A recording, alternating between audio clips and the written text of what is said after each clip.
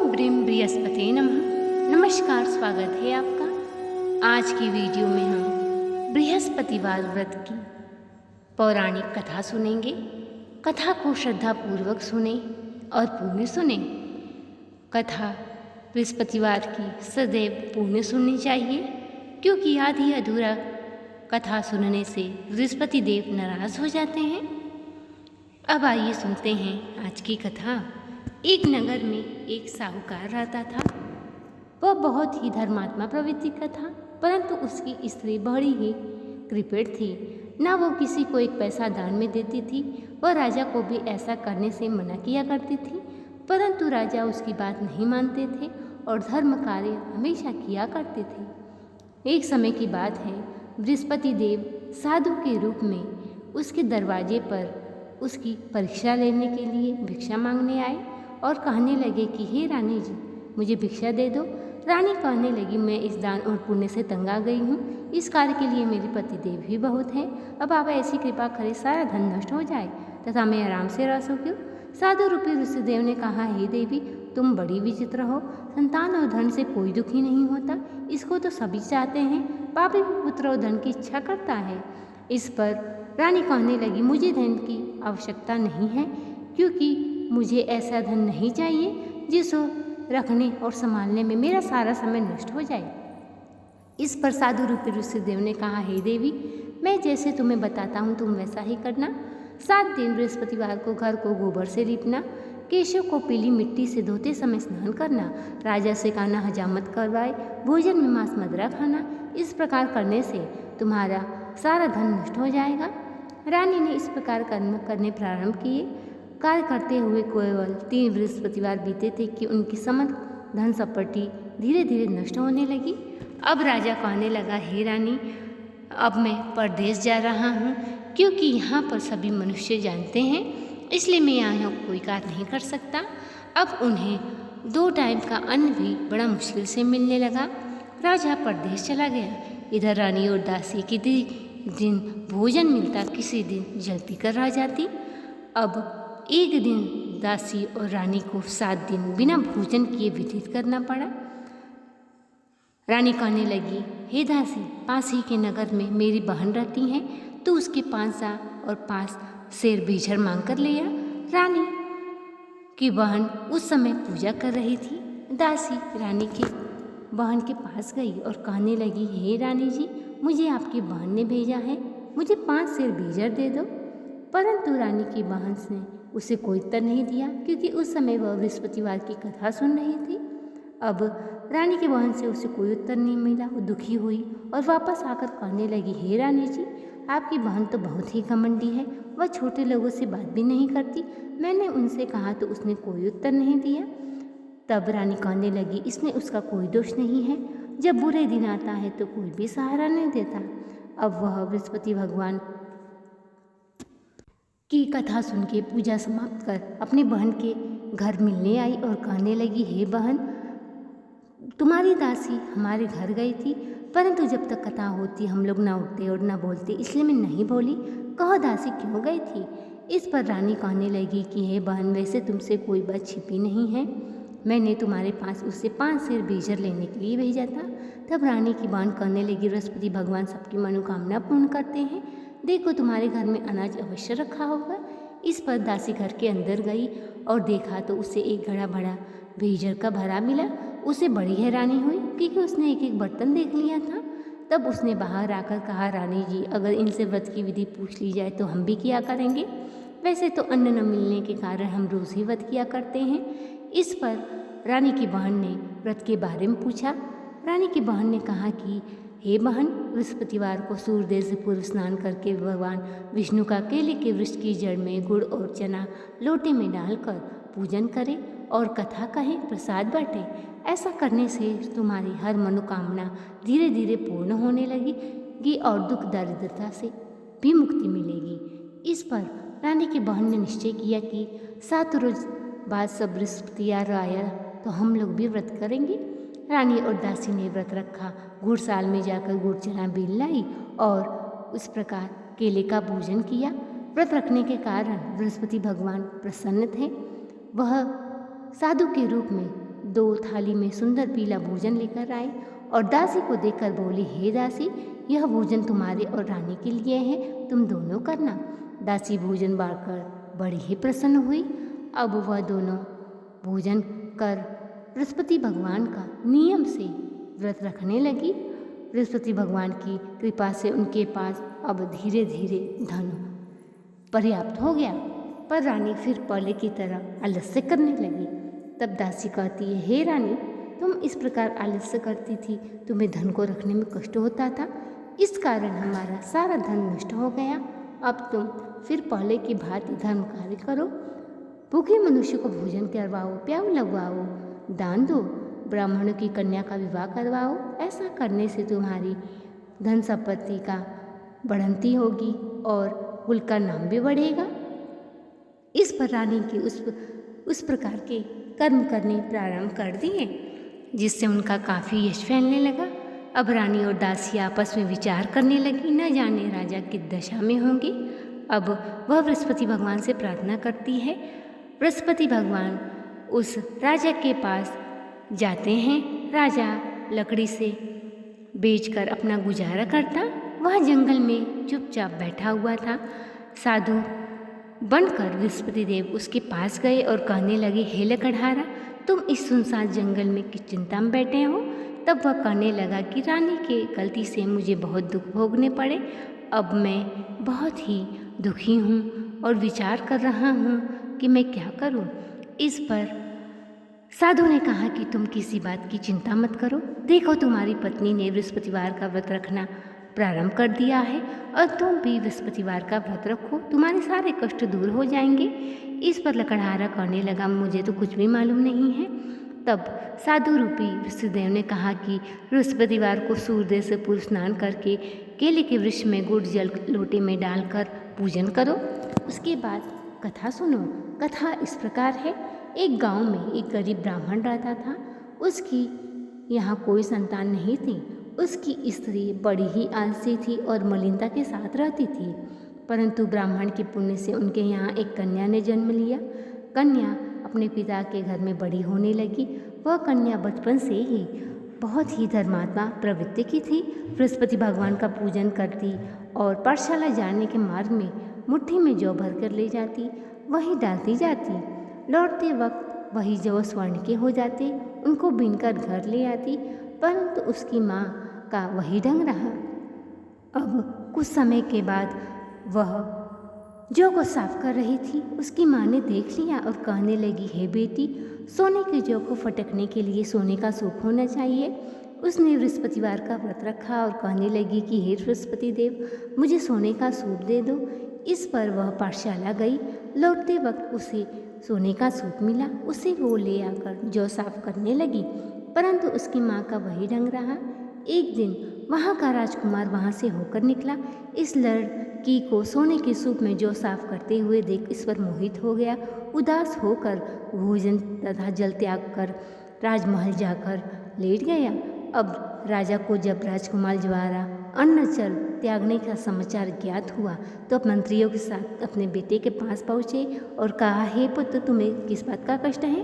किसी ने अपमान किया अथवा और कोई कारण है? इस पर वह कहने लगा, मुझे आपकी कृपा से किसी बात का दुख नहीं है। किसी ने मेरा अपमान नहीं किया, परंतु मैं उस लड़की के साथ विवाह करना चाहता हूँ जो सोने के सूप में जौ साफ कर रही थी। इस पर राजा ने कहा, इस प्रकार की कन्या का पता तुम लगाओ, उसके साथ तुम्हारा मैं विवाह अवश्य करवा दूंगा। अब राजकुमार ने लड़की के घर का पता बतलाया। राजा के मंत्री लड़की के घर गए और ब्राह्मण को आदेश सुनाया। ब्राह्मण खुश हो गया, अपनी कन्या के विवाह राजकुमार के साथ करवा दिया। कन्या के घर से जाते ही उसके घर में पहले की भांति गरीबी का निवास हो गया। अब तो अन्न बड़ा मुश्किल से होता। ब्राह्मण दुखी होकर अपनी बेटी से मिलने गया। बेटी ने पिता की दुखी अवस्था को देखा, खूब ढेर सारा धन दिया और विदा किया। कुछ समय तो सुखपूर्वक व्यतीत हुआ कि लेकिन बाद में फिर वही हाल हो गया। इस पर वह ब्राह्मण फिर अपनी बेटी से मिलने गया। तब बेटी कहने लगी, हे पिताजी, अब माताजी को विवाह में मैं वह विधि बता दूंगी जिससे गरीबी दूर हो जाएगी। ब्राह्मण अपनी पत्नी को लेकर पुत्री के राजमहल पहुंचा। पुत्री माँ को समझाने लगी, हे माँ, तुम सर्वप्रथम स्नान करके बृहस्पति भगवान का पूजन करो तो सब दरिद्रता दूर हो जाएगी। परंतु उसकी माँ उसकी एक बात नहीं मानती। वह सुबह उठते ही अपनी पुत्री के बच्चों का जूठा खा लेती थी। एक दिन उसकी पुत्री को बहुत गुस्सा आया। उसने कोठरी से सारा सामान निकाल दिया। उसमें अपनी माँ को बंद कर दिया और निकाल के स्नान करा के पूजा पाठ करवाया। तो उसकी माँ की बुद्धि अब धीरे धीरे ठीक होने लगी। अब वह नियम से पूजा पाठ करने लगी। इस लोक का सुख भोग कर स्वर्ग को गई। इस प्रकार कथा कर साधु महाराज ऋषिदेव वहाँ से अंतर्ध्यान हो गए। अब राजा लकड़हारे ने सोचा कि मैं बृहस्पति भगवान का पूजन अवश्य करूँगा। बृहस्पतिवार का दिन आया। लकड़ी लेकर वह शहर गया। उसे और दिनों से अधिक धन मिला। उसने पूजन का सामान मंगाकर पूजा कही, प्रसाद बांटा। अब तो उसका कष्ट धीरे धीरे दूर होने लगा। परंतु अगला बृहस्पतिवार आया तो व्रत रखना भूल गया। संयोगवश उस राज्य के राजा ने विशाल यज्ञ का आयोजन किया और सबसे घोषणा करवा दी कि सब लोग मेरे यहाँ भोजन करने आए। जो इस आज्ञा को नहीं मानेगा उसको फांसी की सजा दी जाएगी। अब लकड़हारा कुछ देर से पहुंचा। देर से पहुंचने के कारण राजा लकड़हारे को राजमहल में ले आकर भोजन कराने लगे। रानी की दृष्टि उस खूंटी पर पड़ी जिस पर उसका हार लटका हुआ था। हार खूंटी पर लटका दिखाई नहीं दिया, क्योंकि लकड़हारा जब भोजन करता रहा था, देखते देखते वह हार खूंटी निगल गया। अब रानी को निश्चय हो गया, मेरा हार लकड़हारे ने चुराया है। राजा ने आदेश दिया लकड़हारे को कारागार में बंद कर दिया जाए। अब जब राजा जेलखाने में बंद हुआ तो दुखी होकर विचार करने लगा कि न जाने कौन से पूर्वजन्म के कर्म से मुझे यह दुख प्राप्त हो गया। रात्रि को जब वह सोया, साधु रूपी ऋषिदेव से कहने लगे, अरे तूने बृहस्पतिवार का व्रत नहीं रखा, इस कारण बृहस्पति भगवान तुझसे नाराज है। अब तो अगले गुरुवार को बृहस्पतिवार का व्रत रखना। जेल खाने पे तुझे 4 पैसे पड़े मिलेंगे, उनसे तो बृहस्पति भगवान का पूजा का सम्मान मंगा कर पूजा करना और प्रसाद बांटना। अब लकड़हारा सुबह उठा और जब बृहस्पतिवार आया तो उसे जेल के द्वार पर 4 पैसे पड़े मिले और उसने पूजा की सामान मंगवाया, कथा कही, प्रसाद बांटा। उसी रात्रि को राजा के स्वप्न में साधु रूपी ऋषिदेव ने कहा, हे राजा, तूने जिस लकड़हारे को बंद किया है वह निर्दोष है, उसे छोड़ दे, नहीं तो मैं तेरे राज्य को नष्ट कर दूंगा। अगले दिन जब प्रातः राजा जागा तो लकड़हारे को बुलाकर क्षमा मांगी। राजा के योग्य सुंदर वस्त्र आभूषण उसे देकर विदा कर दिया। जब वह राजा अपने देश को पहुंचा तो देखा कि महल में और पूरे गांव में अधिक धर्मशाला मंदिर बने हुए थे। यह पूछने पर सारे नगर के लोग कहने लगे कि ये सब रानी और दासी द्वारा बनवाए गए हैं। तब राजा को बड़ा क्रोध आया। जब रानी ने सुना कि राजा आ गए हैं, दासी को कहने लगी, हे दासी, हमारी ऐसी हालत देखकर कहीं राजा लौट न जाए तो दरवाजे पर खड़ी हो जा। जब राजा आए तो दरवाजे पर दासी खड़ी हो गई, उनको अपने साथ महल में लिवा लाई। तब राजा ने तलवार निकाली और पूछने लगा, बताओ तुम्हें ये धन कैसे प्राप्त हुआ। तब रानी कहने लगी कि मुझे यह सब बृहस्पति भगवान की कृपा से प्राप्त हुआ है। इस पर राजा ने निश्चय किया कि 7 रोज तो सभी बृहस्पतिवार का व्रत रखते हैं, लेकिन मैं रोज़ व्रत करूंगा और दिन में 3 बार कथा करूंगा। अब तो राजा के दुपट्टे में हर समय चने की दाल बधी रहती। एक दिन उसने सोचा कि मैं अपने बहन के घर जाऊंगा। इस प्रकार वह घोड़े पर सवार होकर निकल गया। रास्ते में उसने देखा कुछ आदमी मुर्दे को लिए जा रहे हैं। राजा ने कहा, मेरी कथा सुन लो। कुछ आदमी बोले, हमारा तो आदमी मर गया है, इसको अपनी कथा की पड़ी है। परंतु कुछ आदमी बोले, अच्छा कहो, हम तुम्हारी कथा सुनेंगे। इस पर राजा ने दाल निकाली और कथा कहनी शुरू कर दी। कथा आदि हुई तो मुर्दा हिलने लगा और कथा समाप्त होते होते राम राम करते हुए मुर्दा उठ खड़ा हो गया। राजा आगे बढ़ा। किसान में उसे एक हल चलाता मिला। किसान से राजा ने कहा कि मेरी कथा सुन लो। किसान कहने लगा, जब तक तेरी कथा सुनूंगा 4 हरिया जोत लूँगा, जा तो कथा किसी और को सुनाना। इस पर राजा आगे बढ़ा। राजा के हटते ही बैल पछाड़ खाकर गिर गए। किसान के पेट में दर्द होने लगा। जब किसान की पत्नी रोटी लेकर आई, बेटे से सब हाल पूछा। बेटे ने सब हाल बता दिया। बुढ़िया दौड़ी दौड़ी घुड़सवार के पास गई और कहने लगी, मैं तेरी कथा सुनूंगी, तू अपनी कथा मेरे खेत पर चलकर करना। इस प्रकार राजा ने आकर खेत पर कथा कही, जिसे सुनकर उसके लड़की का पेट दर्द ठीक हो गया और बैल भी खड़े हो गए। अब राजा अपने बहन के घर पहुंचा। बहन ने भाई की खूब मेहमानी की, लेकिन राजा जब प्रातः जागा तो उसने देखा कि सब लोग भोजन कर रहे हैं। राजा ने अपनी रानी बहन से कहा कि हे बहन, कोई ऐसा व्यक्ति है जिसने भोजन न किया हो जो मेरी कथा सुन ले। इस पर बहन कहने लगी, ये देश ऐसा है, पहले यहाँ के लोग भोजन करते हैं, बाद में अन्य काम करते हैं। अगर कोई पड़ोस में हो तो दिखाती हूँ। इस पर वह देखने चली गई। देखते देखते वह एक कुम्हार के घर गई जिसका लड़का 3 दिन से बीमार था। उसके यहाँ किसी ने 3 दिन से भोजन नहीं किया था। राजा की कथा कहने के लिए उसकी बहन ने कहा। कुम्हार तैयार हो गया। राजा ने जाकर उसके घर पर कथा कही, जिससे सुनकर उसका लड़का ठीक हो गया। अब तो राजा की प्रशंसा होने लगी। राजा ने कहा कि बहन, मैं अपने घर जाऊंगा, तुम भी तैयार हो जाओ। राजा की बहन ने अपनी सास से भाई के साथ जाने की आज्ञा मांगी। सास बोली, चली जा, परंतु कोई बालक नहीं जाएगा, क्योंकि तेरे भाई को कोई संतान नहीं होती। बहन कहने लगी, है भैया, मैं तो चलूँगी, परंतु कोई बालक नहीं जाएगा। इस पर राजा उदास होकर अपने नगर को लौट आया और कहने लगा, हम निसंतान हैं, इसलिए कोई हमारे घर आना पसंद नहीं करता। इस पर रानी कहने लगी, बृहस्पति देव ने हमें सब कुछ दिया है, वे हमें संतान भी अवश्य देंगे। उसी रात्रि को बृहस्पति देव राजा के स्वप्न में प्रकट होकर कहने लगी, हे राजा, सब सोच त्याग दे, तेरी रानी गर्भवती है। 9वें महीने रानी के गर्भ से एक सुंदर पुत्र पैदा हुआ। यह सुनकर उसकी बहन उसके घर बधाई लेकर आई। तब राजा कहने लगा कि हे बहन, तुम आई, मुझे बहुत खुशी हुई। परंतु रानी कहने लगी कि घोड़ा चढ़कर नहीं आई, गधा चढ़ी आई, और ताने देने लगी। इस पर ननद कहने लगी कि हे भाभी, मैं इस प्रकार न कहती तो तुम्हें औलाद कैसे मिलती। बृहस्पति देव ऐसे ही है, जिसके मन में जो कामनाएं रहती हैं सभी को पूर्ण करते हैं। बोलो बृहस्पति महाराज की जय। तो ये थी आज की बृहस्पतिवार की कथा। अब आइए सुनते हैं बृहस्पतिवार की आरती। ओम जय गुरु बृहस्पति देवा, छिन छिन भोग लगाओ, कदली फल मेवा।